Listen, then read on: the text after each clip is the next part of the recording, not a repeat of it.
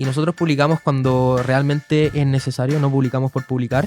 Entonces ahí el trabajo de nosotros como fundadores es no perder esa pasión y no perder ese detalle por estar escuchando al cliente. Que es el no tratar de o nunca cagarte a nadie, tratar de hacer las cosas bien. El mejor negocio es ser una buena persona. Tener la mentalidad de querer hacer algo diferente, siempre algo diferente a lo que ya está hecho.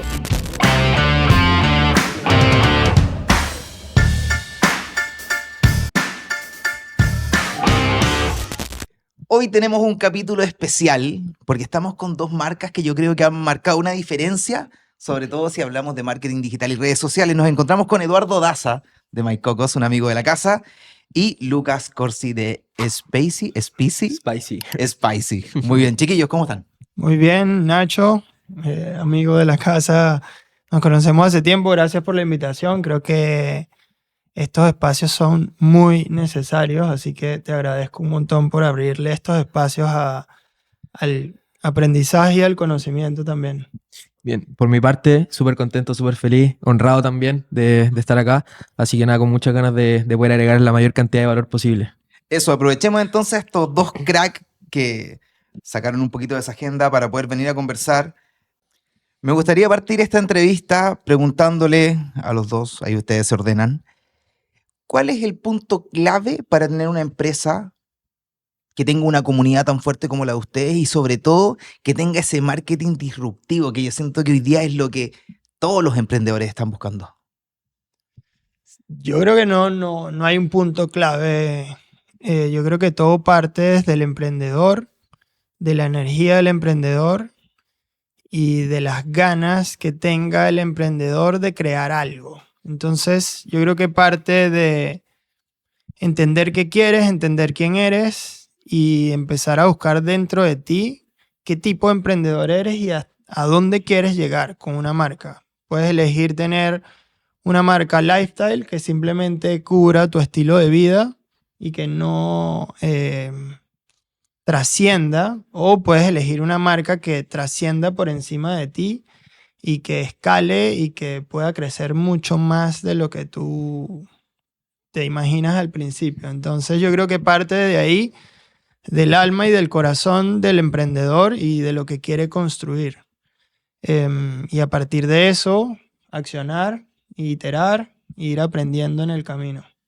Sí, yo creo que lo mismo. También parte del corazón, parte del alma, las ganas de crecer. Yo creo que por ahí, en caso personal, investigar mucho, estudiar mucho emprendedores, gente que está mucho más arriba en el camino y sobre todo también estar abierto mucho a la crítica, al feedback. Yo creo que eso, conocer a la gente, a tus clientes, es súper importante.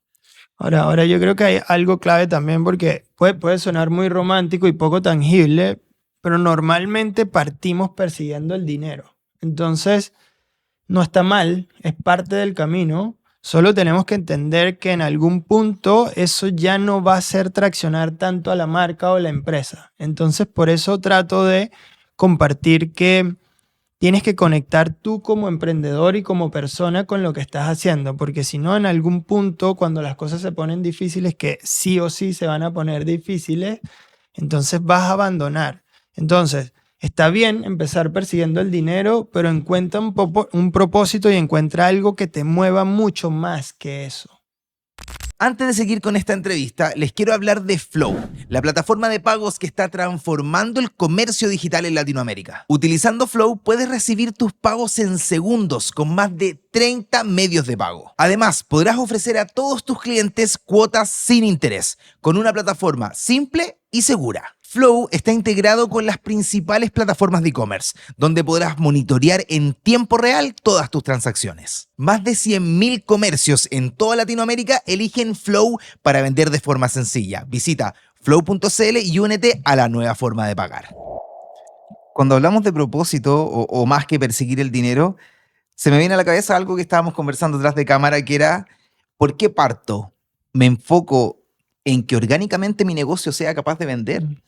¿O me vuelvo loco, pesco todas mis tarjetas de crédito y las reviento en Meta Ads buscando ese ROAS sobre 4 que busca todo el mundo con un costo de adquisición que te permita rentar? Yo sé que ustedes todos están uno en cada cara de la moneda distinto. Lucas, por un lado, partió con algo 100% orgánico y vende su stock en 10 minutos, que eso lo vamos a conversar también. Y por otro lado, yo creo que MyCoco ha sido una de las marcas más rentables en MetaAds en lo que va, yo creo que de los últimos años. ¿Qué piensan ustedes pensando también en que hay emprendedores que están todavía con esa idea de negocio y no saben cuál de las dos alternativas tomar? Mira, hoy en día, para la gente que parte con poco capital, como fue en mi caso, hay una súper gran oportunidad de escalar orgánicamente. Está TikTok con todo, Instagram, bueno, y otras redes sociales en donde con una buena estrategia puedes escalar sin invertir casi nada y entendiendo muy bien a la comunidad, que yo le doy mucha importancia a la gente, a tu target, a quien le hablas. Y eso básicamente yo creo que apostaría por eso con un bajo capital, pensando en el largo plazo y buscando al final entregarle valor a la gente, que luego eso al final se retorna y es algo recíproco. Sí, yo creo que más que el capital tiene que ver con las habilidades. Entonces, por ejemplo, las habilidades que nosotros adquirimos y en las que nos enfocamos en aprender fueron muy de las habilidades de apalancamiento con publicidad pagada. Creo que fue el caso contrario al de Lucas. Y nosotros sí, después que aprendimos y entendimos que podíamos utilizar el capital para hacer crecer las empresas, ahí sí tiramos todas las tarjetas de crédito a las cuentas publicitarias para hacerlas crecer lo más rápido posible. Pero al principio no tienes, o sea, nosotros también partimos sin capital. Solamente que nos enfocamos en adquirir las habilidades para aprender a hacer cada vez mejor publicidad y mejores campañas. Y de todas formas, tuvimos que aprender el arte de persuadir, el arte de saber vender sin vender, el arte de enganchar, el arte de conectar, el arte de entender qué ángulos son los más fuertes y más emocionales para yo ponerlos dentro de mi publicidad y que la gente se sienta emocionada de poder adquirir los productos. Yo creo que algo que se deja mucho de lado tiene que ver con lo que decís tú. La gente piensa que es como la magia. Yo pongo 10 lucas y me vuelven 100. Eso está muy lejos de la realidad. Es una pregunta que se repite mucho dentro de mi comunidad y lo que yo trato de ayudar a las personas que yo trato de ayudar.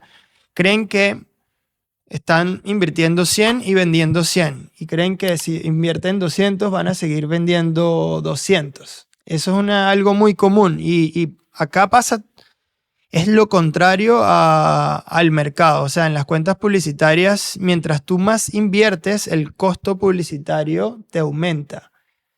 ¿Qué es lo que tienes que perseguir? Que sea un volumen suficientemente grande para que puedas asumir ese alza de capital, esa alza de la inversión y que al final termines apostando por un volumen, pero con un ROAS un poco más bajo. No es magia de que todo lo que inviertes se va a retornar.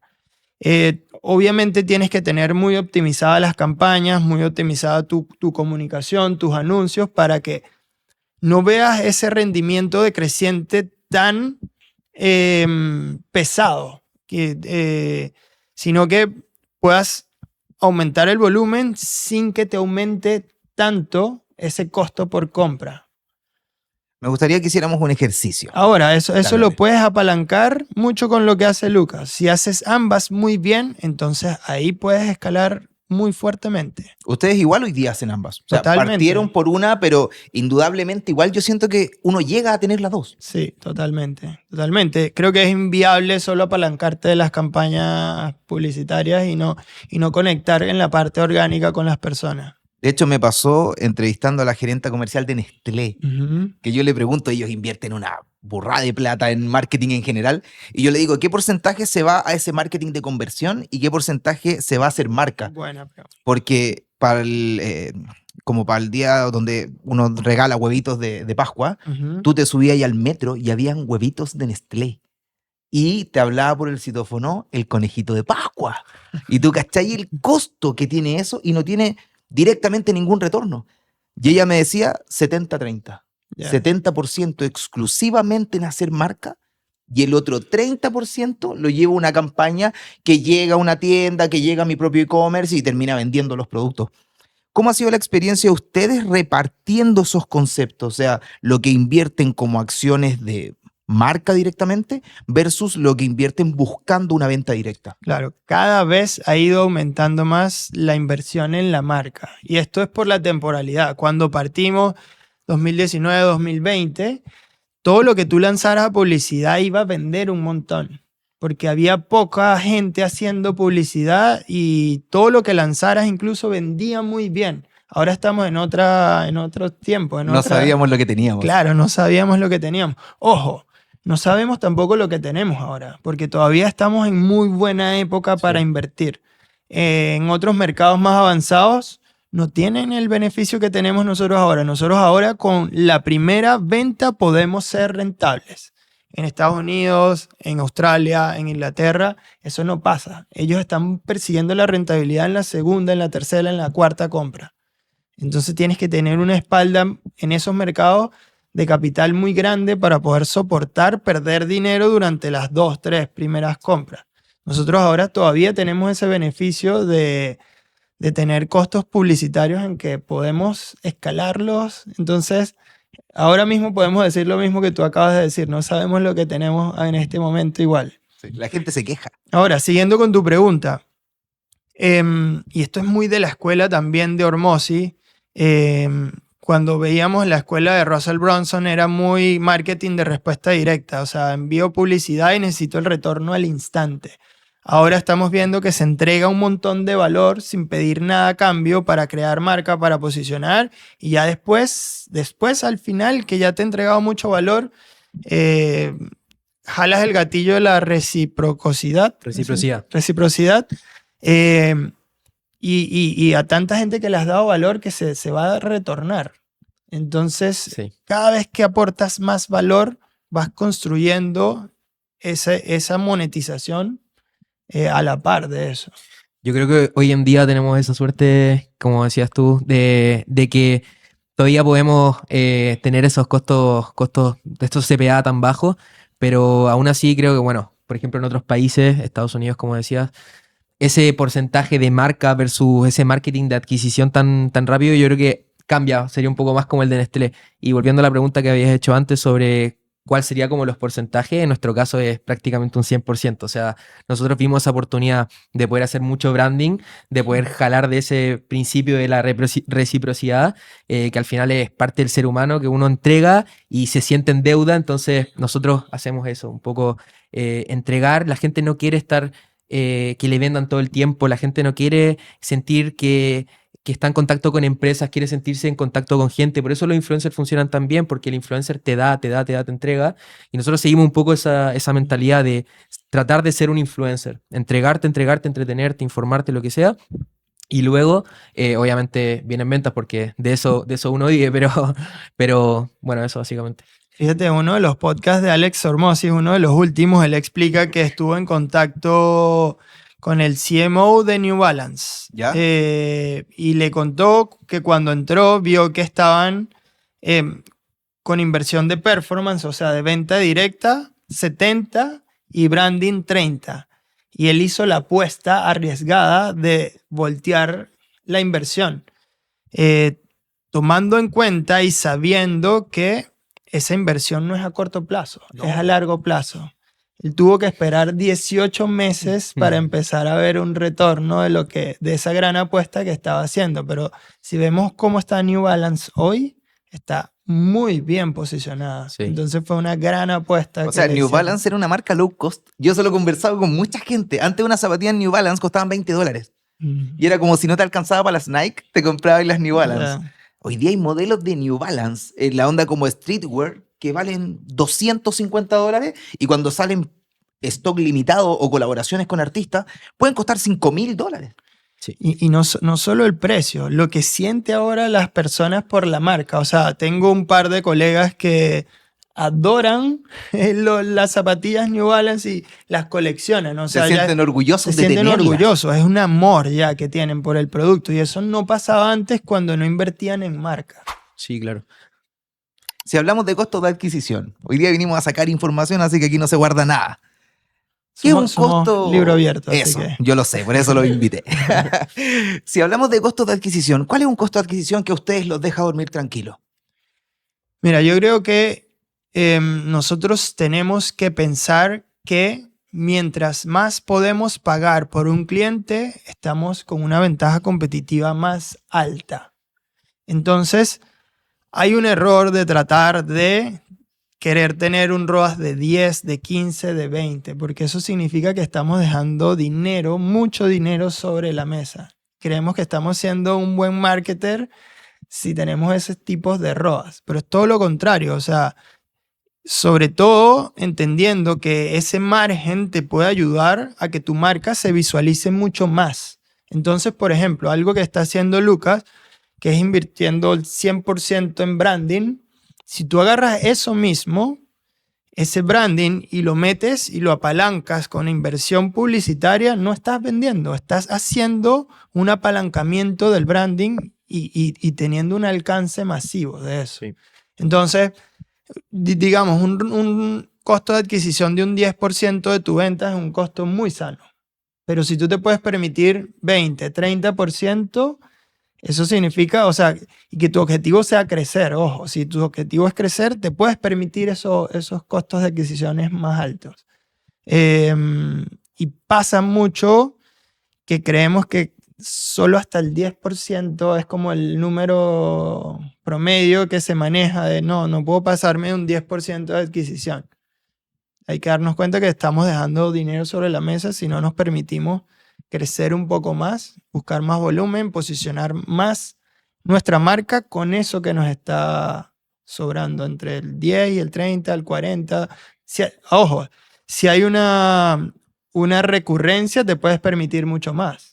Porque eso lo que te dice es, puedes hasta no ganar con el primer cliente, pero si tienes una recurrencia del 50% en 2 meses, entiendes que vas a adquirir muchos clientes y que en 2 meses vas a tener una bolita de nieve y haciendo crecer tu marca y tu capital. Sí, nosotros estamos muy conscientes de que tenemos mucho margen para poder competir y nuestros costos, nosotros dormimos tranquilos con un costo bajo a $2 más o menos. Es lo que... $2, amigo, yo me voy. Sí, me no, voy yo de digo, aquí, se acabó esta mucho conversación. menos. Y, sí. y el Edu lo vio, Sí, lo nuestro vi. mes de venta, que fue prácticamente se concentró la venta en casi un día, que no sé si se puede decir la... Obvio que Ya, sí. bueno. Vendimos un poco más de 30 millones en un poquito más de un día, fueron casi 35 millones y invertimos como $40 en anuncios. Y claro, eso fue al final una retribución, una devolución de todo el trabajo de branding que habíamos hecho. O sea, fue el mirar a largo plazo, no mirar tanto. Es muy importante mirar los KPIs, pero nosotros no nos obsesionamos con mirar eso y somos más de escuchar a nuestra comunidad, más de estar ahí. Creo que eso fue un poco la clave de eso. Ahora, aprender de grandes como el Edu en todo lo que es el marketing de adquisición, al final nos falta infinito. Estamos recién empezando, estamos en un 0,0001% de lo que queremos lograr como marca, por lo menos. Sí, pero hiciste el trabajo fuerte de posicionar tu marca a nivel orgánico. Entonces, por eso encuentras esos costos. Y ahora todo lo que apalanques con publicidad va a ser un gran retorno, porque ya tienes gran parte del trabajo construido que no es fácil hacer ese trabajo. Sí, claro. Lucas, si tuviésemos que volver el tiempo, porque tú me dijiste algo cuando estábamos conversando antes de la entrevista, que es, de repente vendemos el stock en 10 minutos. O sea, ¿quién no sueña con lanzar lo que sea, absolutamente lo que sea y venderlo en 10 minutos? O sea, si tuviésemos que darle ese valor a la gente que nos está mirando, que está pensando en crear nuevos negocios, ¿cómo yo parto? ¿Cuál es esa ruta para crear una comunidad que espere mis lanzamientos, que espere mis productos, que casi no duerma porque sabe que se puede quedar abajo? Sí, yo creo que es muy importante, y lo voy a repetir siempre, el feedback y escuchar a tu gente, hablar con tu gente. Nosotros actualmente tenemos la suerte de que, o tengo la suerte de que cuento con una persona que está en servicio al cliente y no soy yo ya quien responde con los clientes, o sea, los mensajes, pero de todas maneras me sigo metiendo ahí, me sigo metiendo en los mensajes, me sigo metiendo en los comentarios, pregunto, ¿esto qué opináis? Les pido, destrúyeme la marca, si fuese tu marca, ¿qué haría? ¿Qué cambiaría? Dime, onda, no me voy a sentir mal. Destrúyeme la marca. Entonces yo creo que eso, el escuchar demasiado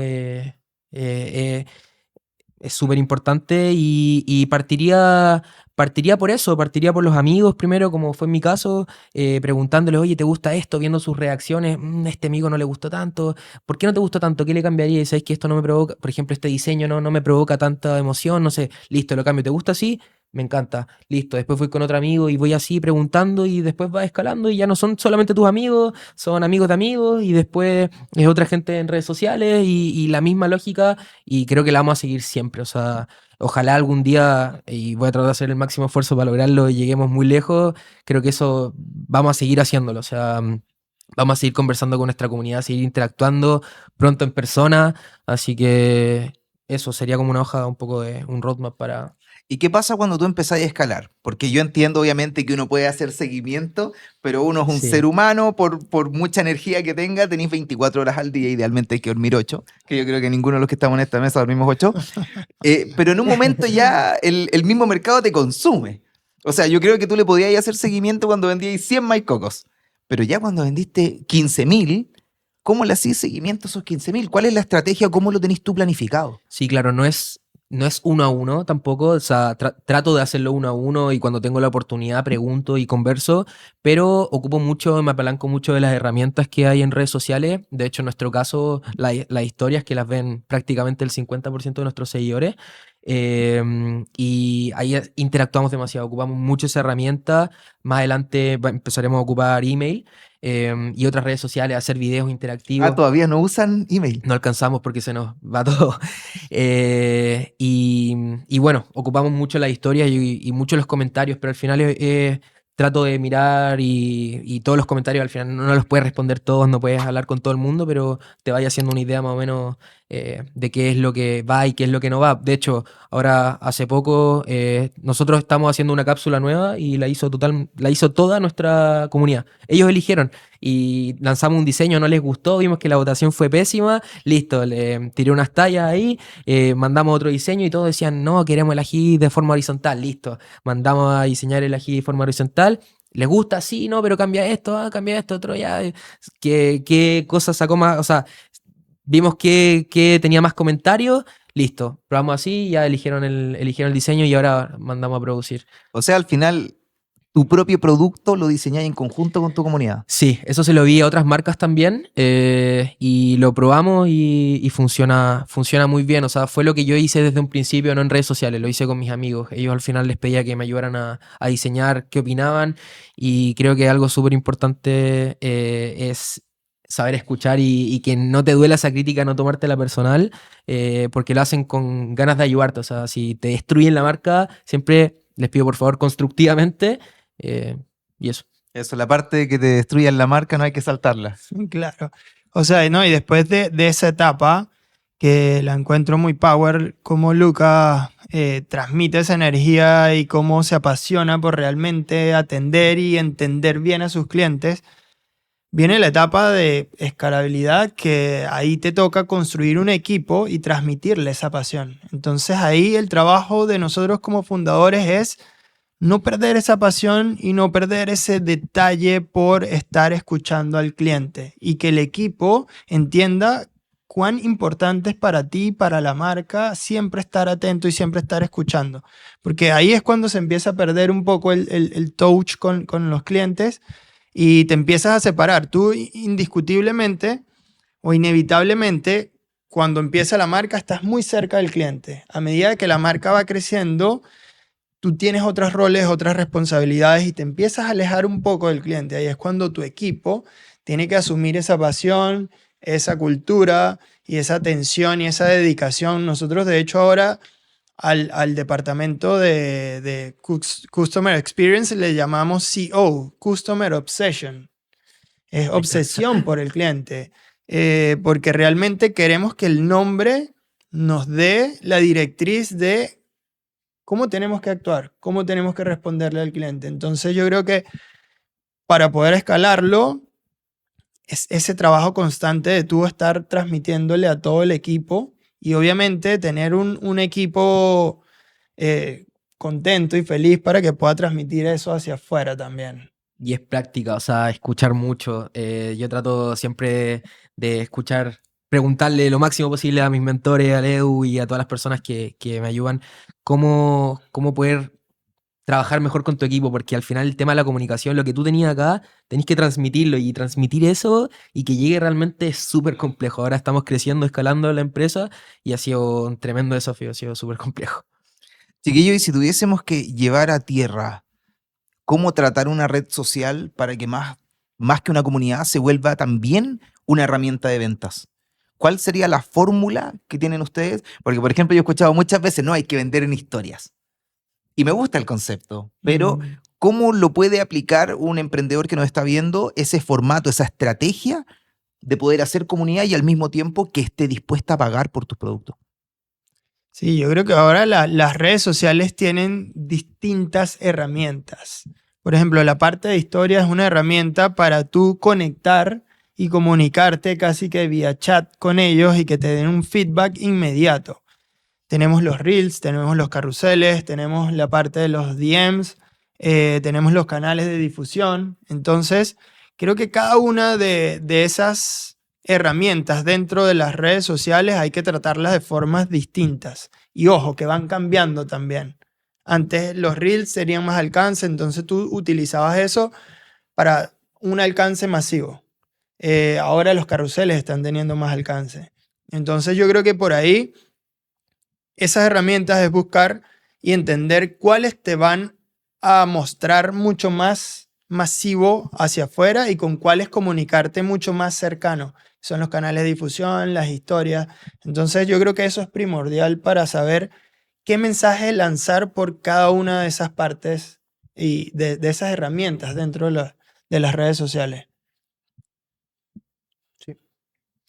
Que la verdad que me gusta mucho escuchar a Leo, tratar de aprender lo máximo posible, Leo. Los dos sentados ahí. Estaba sí, procesando porque para mí también es una oportunidad de poder aprender de alguien que admiro un montón, así que nada. Y cómo usamos nosotros un poco Eso, ¿cuál ha sido la estrategia que ustedes han montado?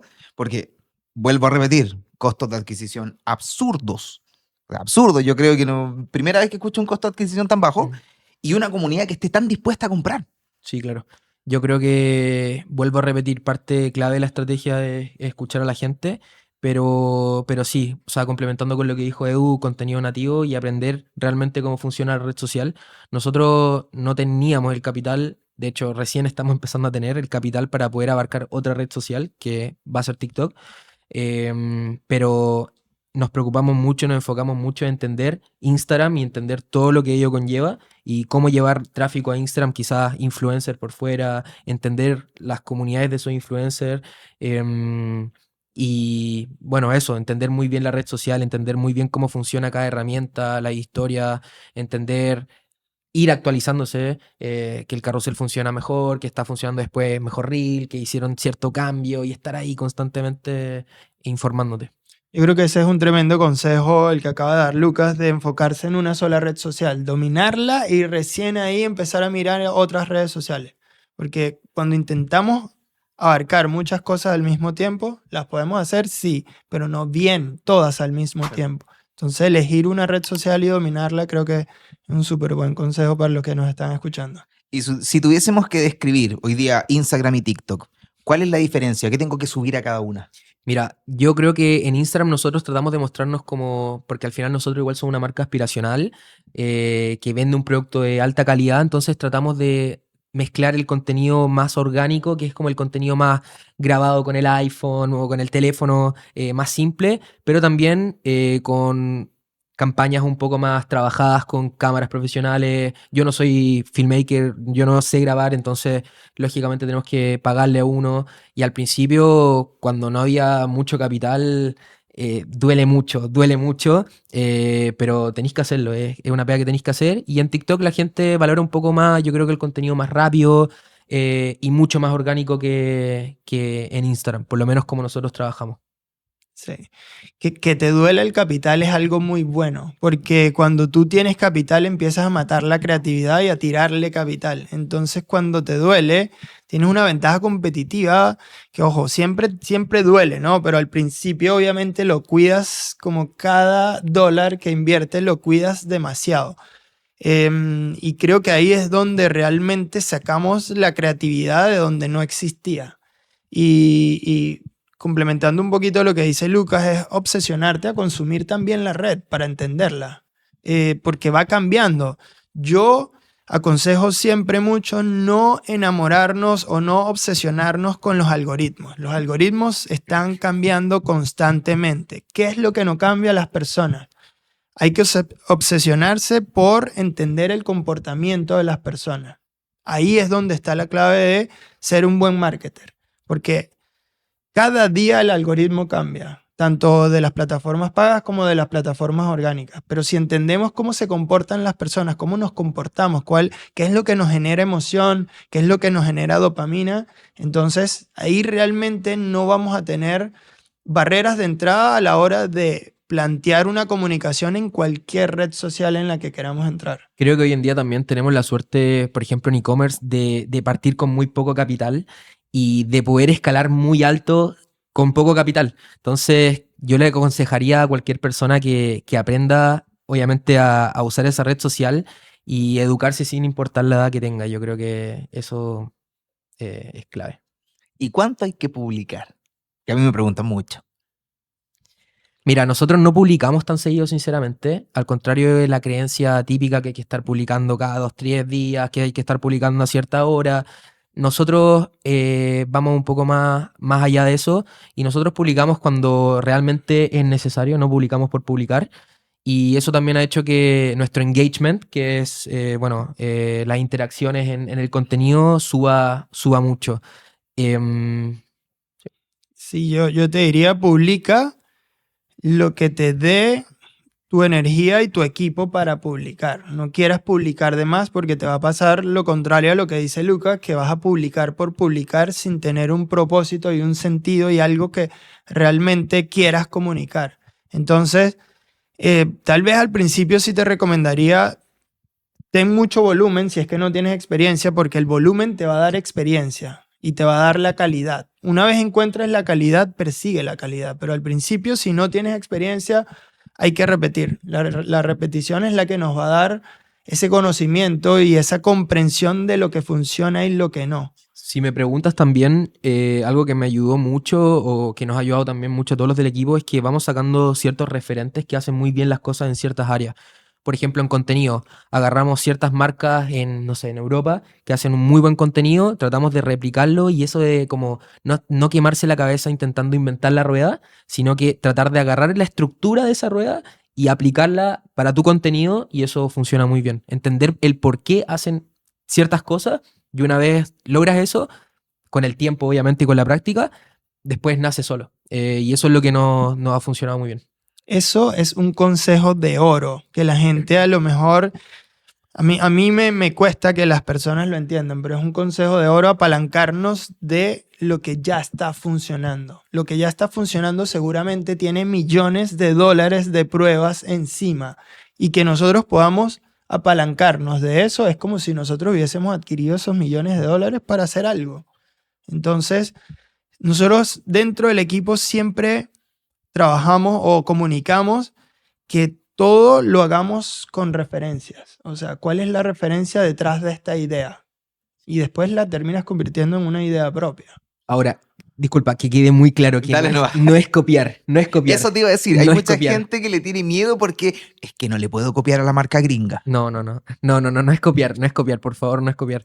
Es agarrar la estructura y siempre tener la mentalidad de querer hacer algo diferente. Siempre algo diferente a lo que ya está hecho en tu país o donde sea, donde estés compitiendo, porque al final igual estás compitiendo, quieras o no. Es tratar de salir de la caja, como se le llama. Si alguien ya está haciendo A, tú trata de hacer B, pero trata de apalancarte y agarrar la estructura de gente que está haciendo las cosas bien afuera. Por lo menos eso es una estrategia que es viable y no es tan arriesgada, porque creo que es mucho más arriesgado el estar esperando que llegue la idea de oro y lo que sea. Yo te recomendaría lanzarte y de ahí empezar a ir arreglando en el camino. Hablando de arreglar en el camino, uno siempre habla del éxito, de lo que funciona, de lo que la rompió en ventas, pero detrás del éxito hay muchos fracasos. Yo creo que todas las empresas cometen errores. ¿Cuáles han sido esos errores importantes que han cometido en este camino de hacer crecer el negocio? Claro, nosotros particularmente no nos pesan como errores. ¿Por qué? Porque si le ponemos ese adjetivo calificativo de error, Que suena feo. que suena feo, le estamos diciendo al equipo no te equivoques, no queremos equivocarnos, todo lo contrario, abrazamos muchísimo el error y de hecho tenemos dentro de nuestros valores de marca o de empresa es equivocarte mucho, equivocarte rápido y equivocarte lo más barato posible. Entonces, si te digo ejemplos prácticos y puestos que me logre recordar de errores que hemos cometido, de tantos que hemos cometido, no empezar a hacer marca desde el principio. Al principio nosotros empezamos vendiendo productos genéricos, al final terminó siendo una escuela, entonces fue un error que nos ayudó igual. Otros errores que hemos cometido, no contratar un buen contador y Ese es de todos. sí, y nos pasó que estábamos pagando impuestos dobles porque sacábamos boletas duplicadas, tanto de un marketplace como por nosotros mismos, Hermoso. y terminamos pagando más de 40 millones de más, que después el servicio de impuestos internos te los devuelve, pero más lento de lo que tú Pero que no, quisieras. sí. Claro. El error también, yo cometía un error mental al principio, que era una limitante mental de cuidar de más el capital, como costaba tanto hacerlo y tener en la cuenta bancaria, no sé, 100 millones de pesos y después que tuvieras eso en cero al siguiente día porque necesitabas comprar, es algo que tú emocionalmente tienes que atravesar. Y yo, gracias a que estuve rodeado de buenas personas, buenos socios, buenos mentores, entendí rápidamente de que así funcionan los negocios y no te tienes que enamorar del dinero. El dinero es un recurso para crear y hacer cosas, no para guardarlo. Sí, yo creo que entender, en nuestro caso, la contabilidad, las finanzas, tremendo. O sea, para nosotros cometimos 1.000 millones de errores. Yo me acuerdo, un amigo, el José, saludos, que también trabaja en la empresa, de haberme estado ayudando horas y horas y horas y yo no entendía los números. No entender tus números es horrible, es horrible. Y al final gastáis plata de más, la embarra, y yo creo que es un error súper garrafal. Y otra cosa también que me enseñó un buen amigo que es un mentor, es el hecho de tener una estructura dentro de la empresa, aprender que en las empresas hay procesos, hay sistemas, y tener todo eso hace que tu empresa sea una empresa y no solamente un emprendimiento o un intento de empresa. Yo creo que eso me costó mucho entenderlo. Estuve mucho tiempo solamente preocupado de las ventas, preocupado de las ventas, ventas, ventas solamente y no de otras cosas. Eso fue un error tremendo.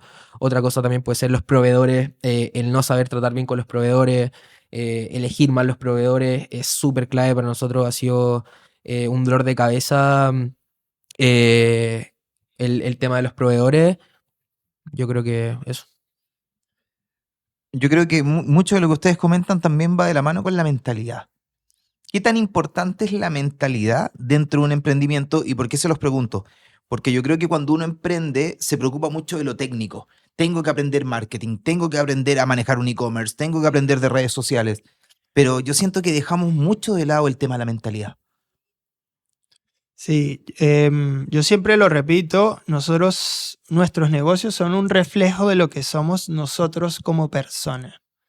Entonces, pasa y es demasiado común que los emprendimientos o los negocios que crecen siempre crecen más rápido que las personas y terminan dejando a la persona como un cuello de botella o que se tenga que salir o que se tenga que hacer a un lado para que el emprendimiento siga creciendo. Eso yo creo que entenderlo en etapas iniciales es clave. Y una vez nos colocamos la responsabilidad a nosotros como emprendedores, tenemos que trabajar muchísimo y poner mucha energía en nuestro crecimiento personal. De ahí van a ser el crecimiento empresarial y profesional también. Entonces, a veces el tema de la mentalidad se ve como algo que no me va a hacer dinero, ¿sí? A corto plazo tal vez no te haga dinero, pero a largo plazo es algo que va a ser invaluable tanto para ti como para tu negocio. A mí me gusta mucho explicarlo con una gráfica en el tiempo, en el que el eje vertical es el éxito o el dinero que pueda recolectar tu empresa y el de abajo el tiempo. Tenemos que entender que cuando partimos nos vamos a mantener muy pegados a la línea de abajo por mucho tiempo, hasta que nosotros logremos crecer como personas, entender, equivocarnos, capacitarnos, desaprender también. Hasta que no pasemos todo eso, el negocio no va a empezar a despegar. Entonces queremos conseguir resultados rápidos sin atravesar todo eso. Hay que entenderlo para poder aguantar todo el tiempo que sea necesario para lograrlo. Muchas personas se rinden cerca de lograrlo o mucho antes. Entonces yo creo que entender eso nos ayuda a poder sobrellevar lo que estamos construyendo de mejor manera. Dos cosas que he aprendido en el camino. Uno es la perseverancia. En los negocios, si no tenéis perseverancia, al final no es tan rápido todo. O sea, los resultados no se logran rápido. Y lo otro es ir aprendiendo de los porrazos. Tener la capacidad de aprender de los porrazos y tratar de ser lo más humilde posible. Si cometí un error, saber escuchar, saber preguntar. Sí. ¿Qué piensan ustedes del el talento versus el esfuerzo? Que muchas veces se habla de que los grandes emprendedores no nacen con eso. Yo estoy muy a favor de que el esfuerzo le gana al talento. Tú puedes ser muy talentoso y lo conversábamos antes detrás de cámara, de una frase que tiene Bob Iger, que de hecho se las comenté, pero no se las leí y aquí la tengo y me encanta porque justamente explica eso y dice: la perfección no es buscar lo imposible, es exigirte lo suficiente para honrar tu potencial. Entonces tú puedes ser alguien con mucho talento, pero si no te estás exigiendo y si no estás explotando y siendo disciplinado, perseverante, humilde sobre todo para entender que siempre necesitamos estar aprendiendo, entonces no vamos a explotar el talento por más talentoso que seamos. Entonces el esfuerzo siempre le va a ganar el talento. Me gusta mucho la frase de Kobe Bryant este hecho, este cuento de Kobe, que se enteró que uno de sus competidores se había enterado que él iba a entrenar a la cancha como a las 4 de la mañana y se fue antes, se fue como a las 3 de la mañana y entonces Kobe estaba ahí a las 2 de la mañana para que darle el mensaje correcto. ¿Tú crees que te vas a esforzar más que yo? No. Tienes que primero esforzarte y después pensar en que vas a ganar. Sí, pucha, el tema del trabajo duro, de sacrificar. Yo tengo 23 años y pucha, están todos mis amigos ahí de repente carreteando, saliendo, disfrutando y yo lo veo y me encantaría estar ahí, pero tengo un sueño que quiero lograr el objetivo y a veces duele, pero tenéis que sacrificarlo. Si al final es tu sueño, tenéis que sacrificarlo, no mirar mucho para el lado, tratar de ser un poco como caballo de carrera. Y yo desde chico aprendí a... Yo no era una persona tan obsesiva, pero sí fui viendo referentes como Kobe, como Michael Jordan o viendo en redes sociales ciertos referentes que sí eran muy obsesivos, muy competitivos y fui tratando de agarrar esas cosas y ir metiéndomelas en la cabeza para ir aplicándolas. Yo creo que eso, pero el esfuerzo 10.000 veces por sobre el talento. Yo no me considero una persona talentosa, al contrario, pero sí me considero una persona que se saca la cresta, trabajo mucho. Y se podría decir que eso es lo que ha hecho que pueda aportar hoy día un poquito de un granito de arena pequeño de mi conocimiento de lo que iba agarrando.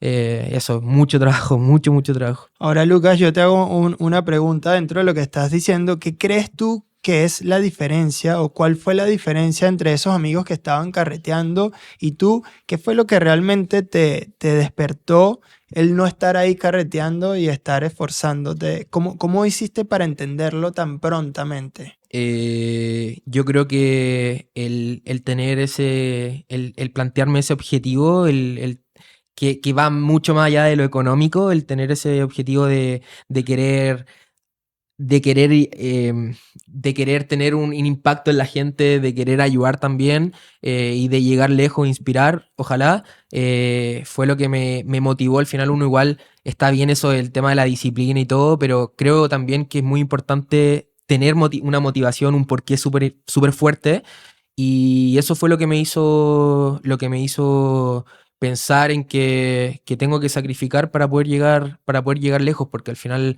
los objetivos, cuando tú quieres lograr algo grande, que eso es algo que aconsejo, o sea, trata de soñar en grande, aunque te molesten, aunque se te mueran de la risa, sueña en grande. Ojalá quizás trata de contarlo en el lugar preciso, no a todo el mundo, porque me pasó a mí que se burlaron mucho de mí, pero, pero eso, o sea, sí, básicamente. Ya, mira de quién te burlaste.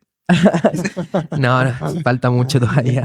Oye, Lucas, eh, yo creo que tu empresa ha crecido mucho en muy poco tiempo. Y obviamente igual yo creo que para el founder que está detrás es como vivir en una tormenta. Porque vais creciendo, van pasando cosas, vais aprendiendo cosas en el camino, lo que decías tú, un error es un aprendizaje nuevo. ¿Cuál sería el consejo que te darías a ti mismo hace un par de años atrás cuando recién tenías esta idea? Yo creo que persevera, trabaja duro, escucha mucho a, a los que están mucho más arriba, ten humildad y métele ganas, métele muchas ganas, que no importa que hay una puerta, pateala hasta que se caiga o mejor que se abra.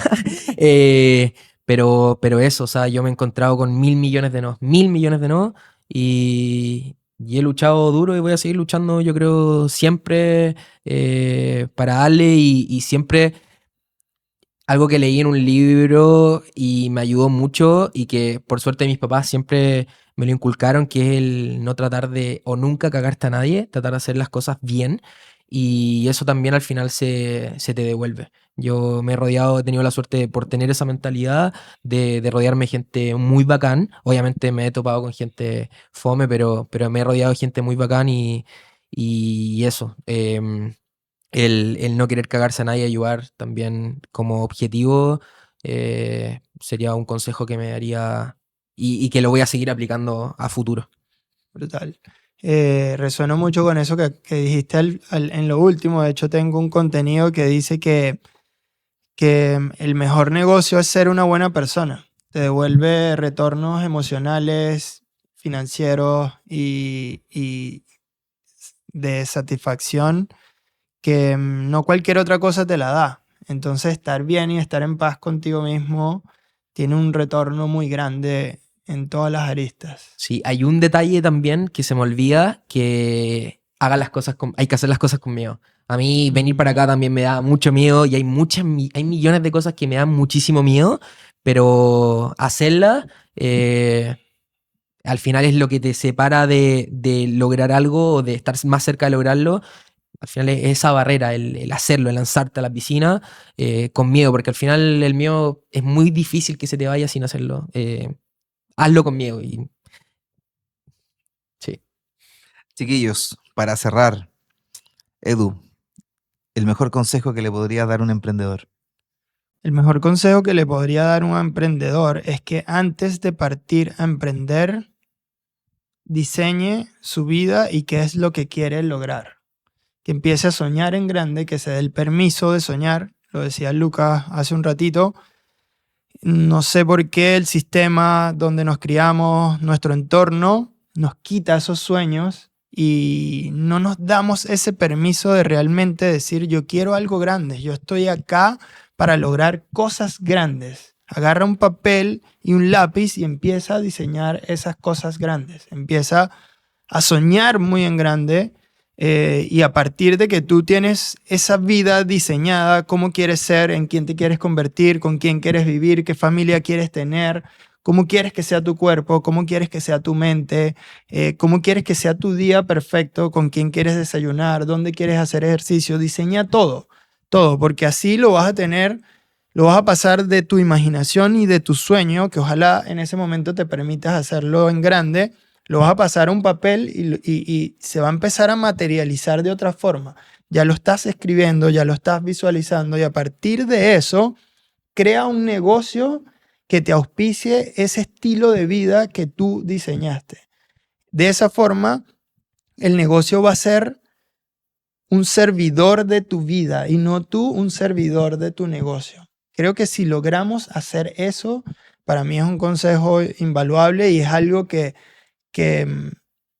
a la larga va a ser muy sostenible y va a estar dentro de tu naturaleza. No te vas a tener que esforzar por hacer cosas extraordinarias, sino que ya te van a salir muy de forma natural porque es algo que diseñaste y que luego vas a diseñar un vehículo, que es ese negocio, que va a auspiciar y va a patrocinar ese estilo de vida que tú quieres tener.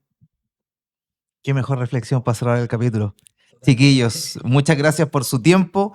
Yo creo que este es uno de los capítulos que más oro tiene. Yo creo que hay mucho valor en lo que conversamos. De verdad que agradezco mucho. Yo creo que nosotros hacemos podcast también por compartir con gente como ustedes y poder aprender de gente como ustedes. Así que nada, si les gustó este capítulo, que no me cabe ninguna duda, póngale me gusta y nos vemos el próximo lunes en otro capítulo de Mercado Mayorista, el podcast de las últimas noticias.